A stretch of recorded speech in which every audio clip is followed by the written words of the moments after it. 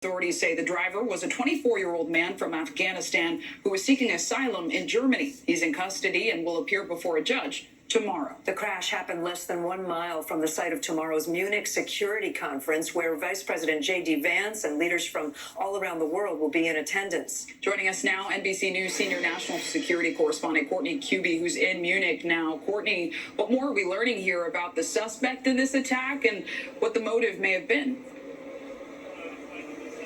Yeah, as you mentioned, he's a 24-year-old Afghan man who is here seeking asylum, but he was also known to officials here in Germany because of a criminal history, including the potential for some sort of drug charges. We still don't know a whole lot about him specifically, including authorities have not even released his name. And the big question remains, why did he do this? Why did he crash his car into a group of protesters who were protesting, calling for higher wages in the middle of a busy intersection this morning in Munich? And what's still unclear is, did he go and target these individuals because of their protest, or did they simply present a target of opportunity because it was a large group of people that he was able to plow into and do so many, injure so many people, at least 28 people injured, and we're still waiting for word on the conditions of those 28 people, Cadence and Clay. And Courtney, this attack happened close to where the Munich Security Conference is going to be held tomorrow. That's why you're there covering that. Will there be an increased security presence? Yeah, I mean, just for perspective, we were at the crash site most of the day today. We're now, the security conferences are going to happen at the hotel right behind me here.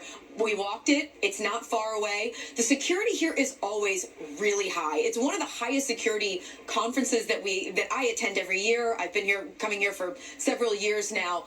So I don't expect that we're going to see a heightened level of security, but instead we will see the same extremely high security, layers and layers of perimeter all around this area, police, Secret Service, diplomatic security, everyone. This is a very high-profile world event, so it's not surprising that we will see this level, and especially, as you mentioned, President J.D. Vance, Secretary of State Marco Rubio, all coming here, as well as other world leaders. And I have to say, there is one other thing that's happening here.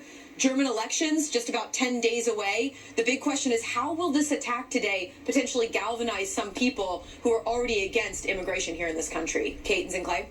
All right, Courtney Kuby for us. Courtney, thanks for being there.